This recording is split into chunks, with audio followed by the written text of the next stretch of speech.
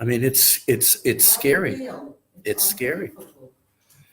And you know, I don't think it's that much better in England. I mean, okay, I just started the recording. Hi, if anybody ever watches it, no, but it's those surveys that came out a couple of weeks ago. No, Corbyn, forget about. But how the vast majority of Jews in Europe really feel like they are being discriminated against, and you know, in America, you know, the number of anti-Semitic attacks are up, but I don't think people feel like. Not yet. Not yet. But you know, when you read these surveys, that the vast majority of Jews in Europe are afraid. And yet, They moved to Canada. well, England moved to Canada. England should, yeah. Of course, they should all come here, but that's a separate issue. It was a big issue in yesterday's parsha. My wife wanted to know. We're walking home from the kotel. Once a month, we try to go to the kotel. We live in Baca, so it's about 35-minute walk. And so walking home from the kotel, Rivka, my wife, wanted to know. She said, you know, how come? I was just there this morning. No, we were there yesterday. Yesterday morning. No, we walk, and we bring a little bottle of grape juice and a package of crackers. We say Kiddush. We have something to drink, and we walk home. Okay. So anyway, she wanted to know, how come they spent all that time describing what Yosef did with the Egyptian economy? And I said, Maisa avot siman labanim. It's Jewish history. When you look at almost every country that the Jews have been in, the major economic advisors were Jews. I mean, you know, the Abarbanel in Spain financed Columbus's trip to America. The Chmielnicki uprising was against the fact that the Jews were collecting taxes for the Polish government. Almost every one of the small municipalities and principalities in the Holy Roman Empire had a court Jew that was in charge. And you look at the Fed that we have a goy in charge of the Fed for the first time in decades. But the Secretary of Treasury, Mnuchin, I mean, it's like this, what Yosef did in Egypt is what Jews have been doing ever since. That's why it's there. And eventually the general population blames us. It's only a matter of time. That's what happened. That's what happened in Egypt. Well, it was easy for Paro to convince the people to hate the Jews because they blamed a Jew for their economic difficulties. You know, he's the one that took away their land. They don't blame the Pharaoh, they blame the Jew. And so that little piece is very important because it's indicative of Jewish history. It's only a matter of time in every place that the populace blames the Jews because the Jews have such a high profile role in the economy of the country. I'm going to take your comment, but we're going to move on. I apologize. I don't know. This is also just a minute. We saw a movie 2 weeks ago, made in 1924, a silent movie in England. In England, they got rid. They read. You know, they were a bad economy. They got rid of the Jews. They threw all the Jews out. They didn't kill them. Do you remember the name? Threw them out. This was made in 1920. Do you remember the name of the film? No, in Austria, excuse me. Oh, okay. Threw them out, and in the end, they brought them back.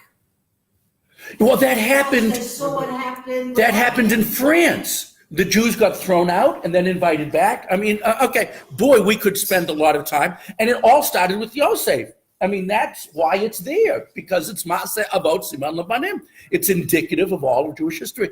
Okay, we're doing Parak Kuf Mem Zayin 147, and I apologize.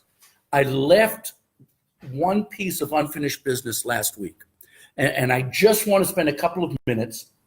I apologize, especially for people that weren't with us, but it'll be within a week or so on YouTube, so you can see last week's discussion. Last week's 146, we're going through the Hallelujahs, the 5 last chapters of Tehillim. And last week's 146 was split into two. The first half talked about praising Hashem. We're going to talk about that in just a minute. The second half of the poem was a list of the things that a Kadosh Baruch Hu does.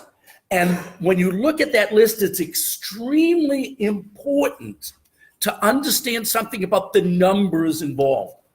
Number one, 10 verbs are used to describe the actions of HaKadosh Baruch Hu. That's not a coincidence.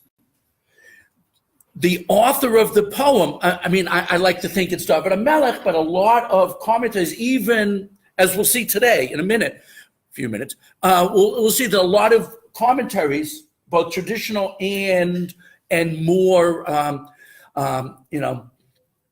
more secular authorities that look at historically understand these poems as being written quite late, that David HaMelech's name is not here, and that these were perhaps written when the Jews returned from Bavel, and that's important in our poem that we'll get to in just a minute. So the number 10 by then was understood to mean like the 10 times God made a statement. Hi, Shavua Tov, good to see you. 10 times when a Kadosh Baruch Hu says, I'm going to do something in Ma'aseh Bereshit.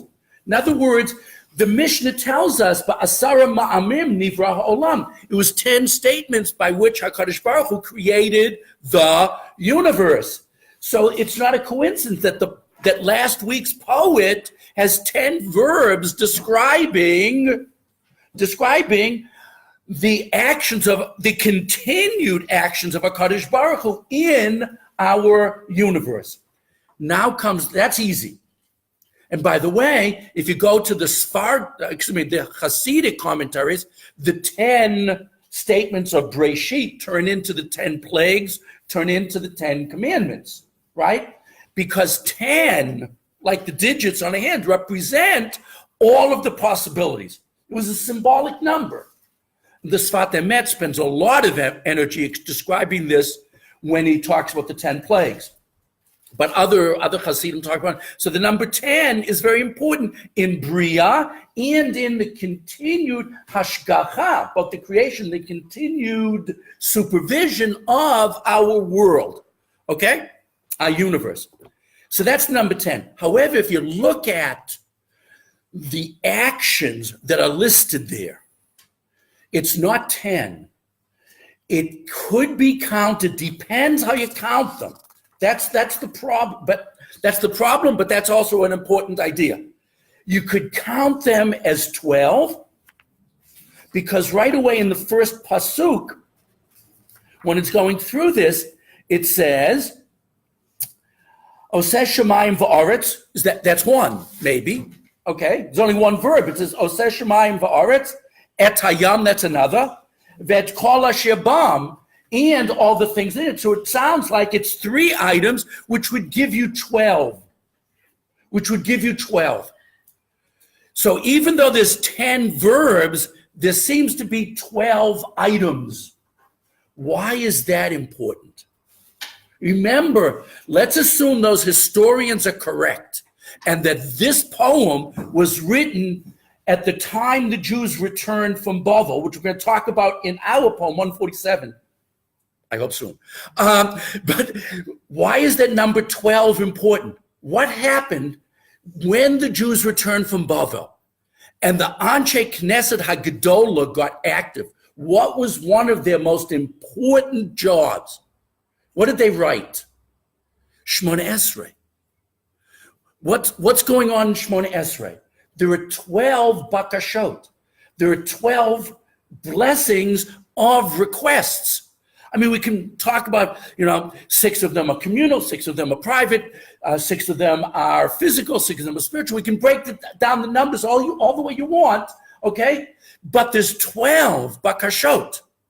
So if you count 10 verbs representing the actions of HaKadosh Baruch Hu in creation, 12 actions representing the 12 areas that we need help from HaKadosh Baruch Hu. And that number 12 was not invented by the men of the Great Assembly. That number 12, that the needs of humanity are 12, comes from the Shvatim. Each Shevet provided another need for the nation, which is why it's so important later for Yeshayahu and other prophets to say, eventually we're going to get all the Shvatim back, because each one had their own role to play. And that's also why it's important, and this is part of the basis of it, the real basis, it's also important why there are 12 months of the year. And in Shmona Esrei of Musaf, for Rosh Chodesh, we list the 12 things that HaKadosh Baruch Hu does for us to make this world livable. And each month is prone to one specific contribution to our well-being. However, if you count it in a certain other way, you don't get 12, you get 13. Why is 13 important? We like the number 13. I know the Christians and many other religions hate the number 13. It's bad luck. We love the number 13. Where do you get 13? Yeah, because what happened 500 years later? They added Malchus. They added a 13th blessing. What happens in the year periodically? A leap year, you add a 13th month. And when you count the tribes, if you count them right, you come out to 13. Right? If you count Menashe and Ephraim, you get 13. So in other words, 10's important, 12's important, but so is 13. Why is 13 important? Why do we love 13? The midot of HaKadosh Baruch Hu. 13, according to the Mekubalim, is the gematria of the Hebrew word echad. If you count up the letters, the value of the letters, it comes out to 13. 13 is another way of saying one. And 13 is the number HaKadosh Baruch Hu uses as the divine eraser. When things go bad, the elimination of the bad stuff is the power of the number 13, the 13 attributes of mercy, okay?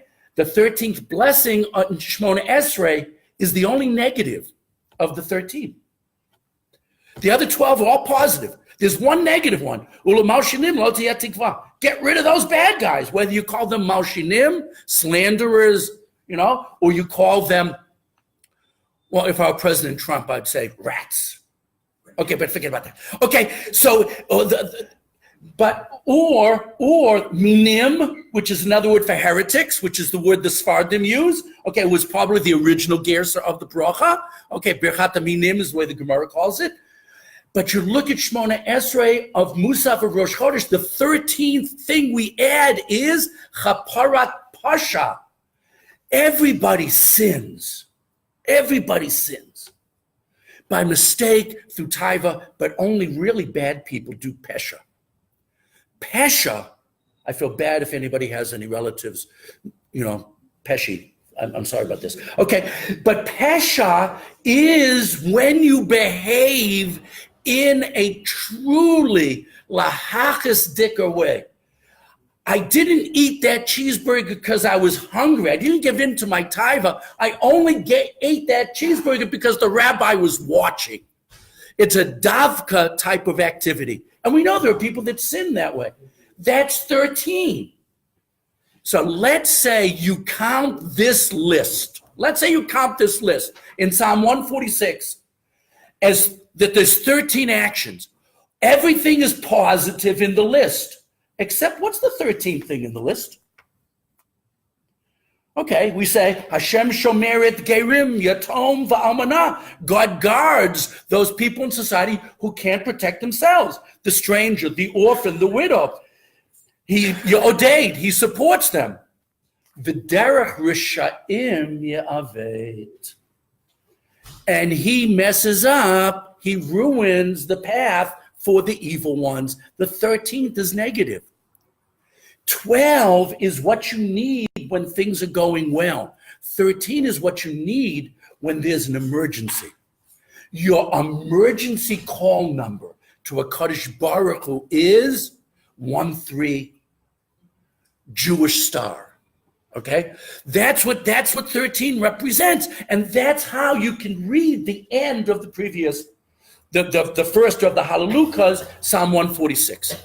10 verbs, because HaKadosh Baruch Hu, all of God's actions can be described with 10 actions, okay? 10 through creation. So the number 10, which means all of the possibilities, the 10 digits, the 10, the 10 digits of the hands, 10 digits of numbers, 12 representing what things we need for the world to succeed, and 13 is when we need a Kadosh Baruch Hu to correct something that went wrong. If we were astronauts, we talk about a mid-course correction. That's number 13. So that's the end of last week's parsha, last week's psalm, last week's poem, and now let's go on to 147. I had promised I would quickly describe that. I kept the promise of doing it, but not quickly. Okay. Let's take a look at 147, which we'll not finish today.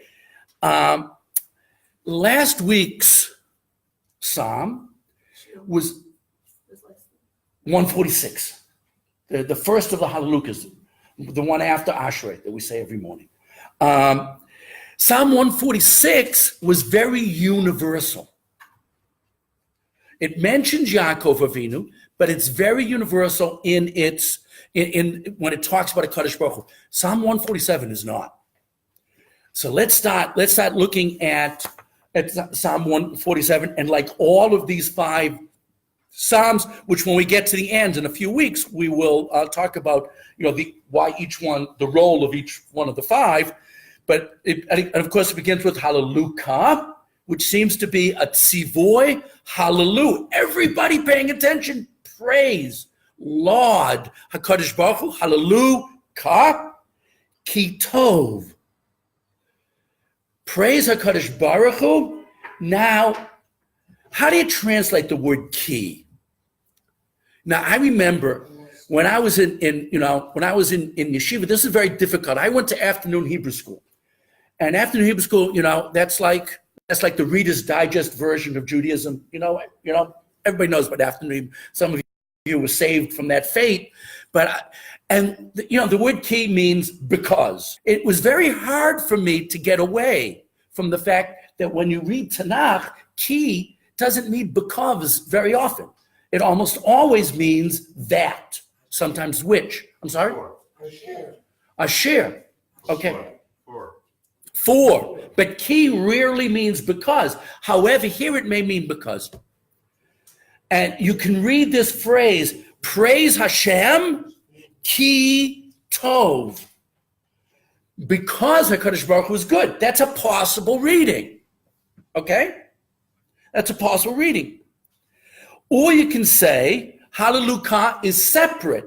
And if you look at the way, I copied this from Mechon Mamre, and they're trying to say that Hallelujah is a superscript, not part of the poem. And therefore, the way I just said it isn't necessarily pshat, and pshat goes like this. Praise Hashem. Now we're going to discuss that. Ki tov zamra Elokeinu, that it's good to sing about our God. So it's not because, it's not connected, it's separate. I'm sorry? The comma is extra. You don't need the comma if you read it that way. Yeah, it's true. I didn't put the comma in, but I couldn't disagree. That it's good to do what? Zamar Lelokim, to sing to our God. Ki na'im nava tehillah. The Meforshim go crazy over this word nava, which we'll talk about just a second. Ki na'im. Na'im, we all know. It's good. Why is it good to sing the praises of Hashem? Because it's na'im. Na'im. I want to know, my wife gets upset sometimes when I say, oh, that's nice. I mean it in a good way. And she said, that's the best you can do. Nice is, I like the word nice. It's nice. Ki na'im. It's nice. Now, I know most people would translate perhaps as pleasant, okay? But na'im means it's nice. I actually like that word, but my wife thinks it's not powerful enough for many things. Okay, ki na'im. It's just nice. Nava tehillah. This word nava is not so easy to translate. It's not so easy to translate, and I'm going to give you a couple of options here. Nava. So the Mitzudat Zion, who gives us translation. Mitzudat David is a commentary. The same author. Mitzudat Zion is like a dictionary. Nava. It is Nava. What's Nava? So he says, Miloshon Na'eh. It's Na'eh, v'yafeh. It's beautiful. It's beautiful. One of my wife's oldest granddaughters named Nava. And it's just a night, it's beautiful. Okay? Nava v'yafeh, k'mo liyasharim navatila. Like to those who are yashar, it is beautiful, it is wonderful to praise. Okay, so that's very nice. The Malbim, on the other hand, says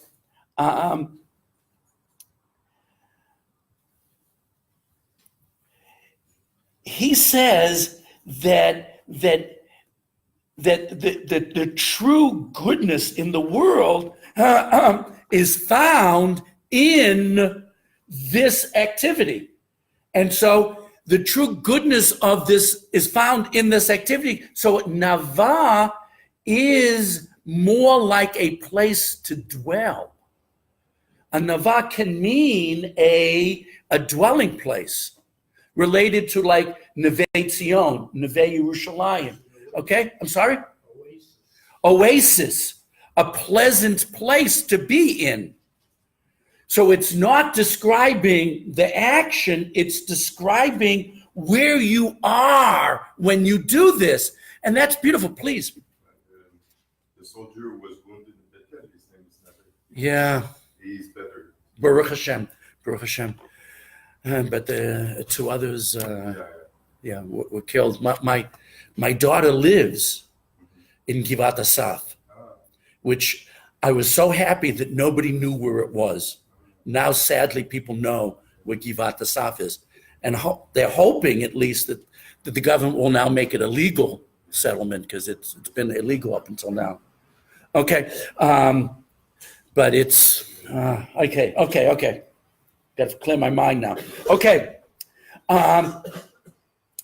Kinaim Nava Tehillah. It's wonderful. It's so good to be in this place where the praises of HaKadosh Baruch Hu take place.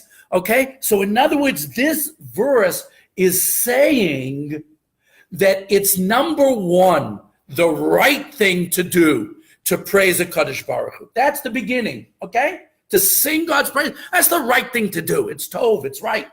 The second half of the verse is saying, it feels good. It feels good. And the two obviously, link with each other. They're not separate ideas.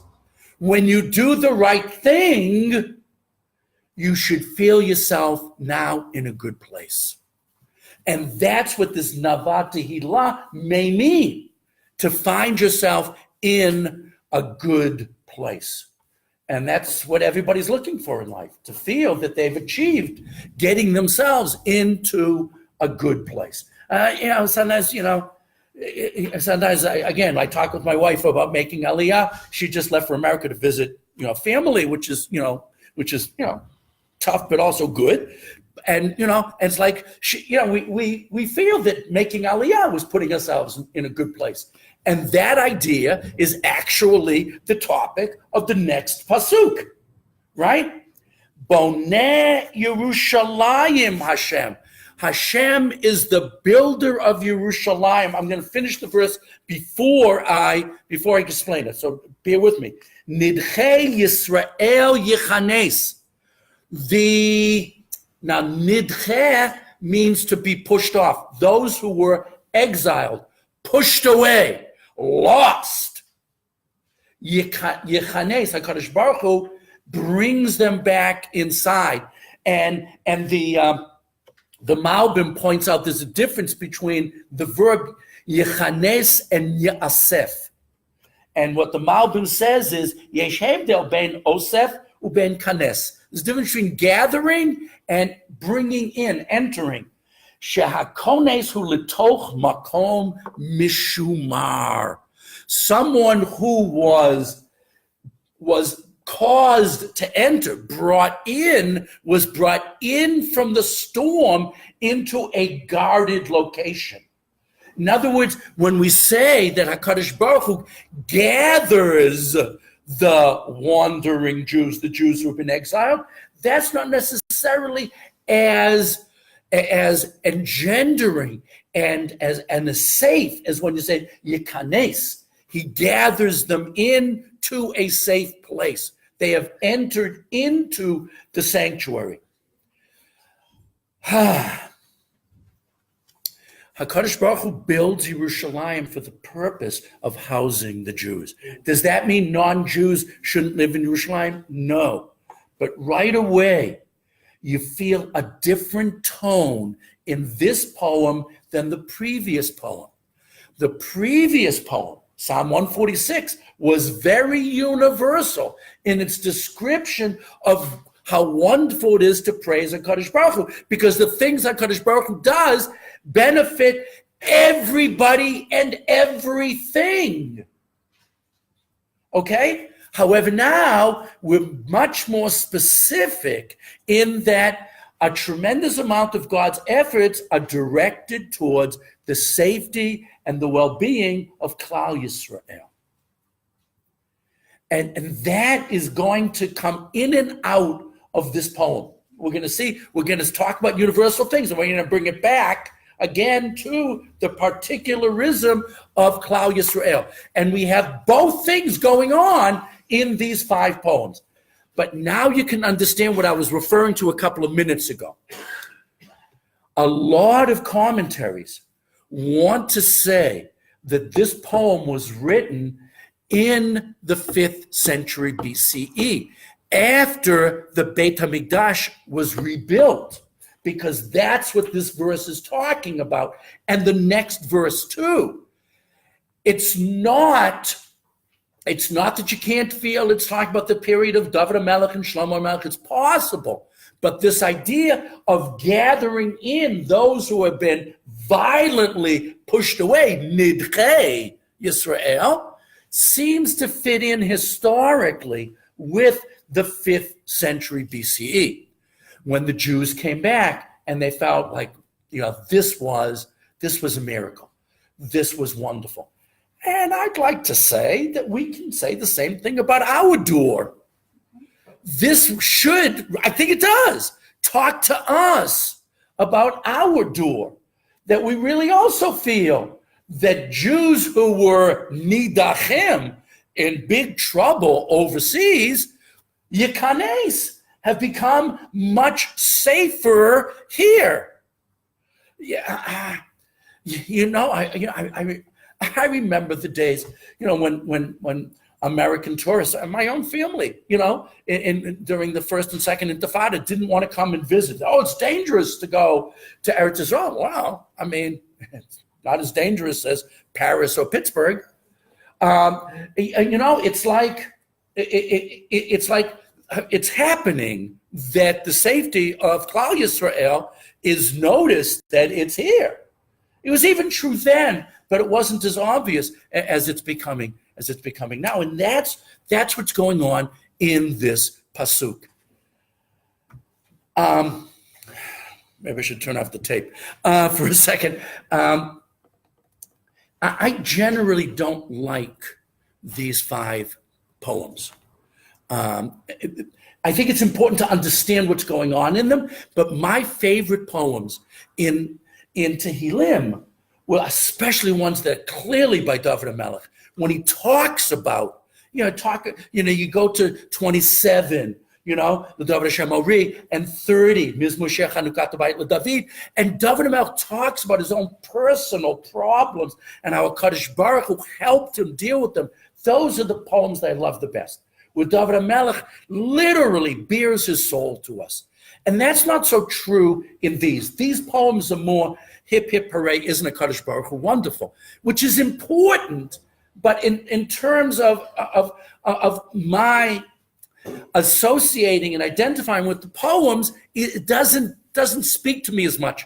However, in my life, and when I've gone through problems, this next pasuk has been extremely important to me. And even now that Baruch Hashem, I do feel I'm in a good place, in my life, I still say this pasuk with a lot more emphasis than perhaps any other pasuk in Psukei de Zimra.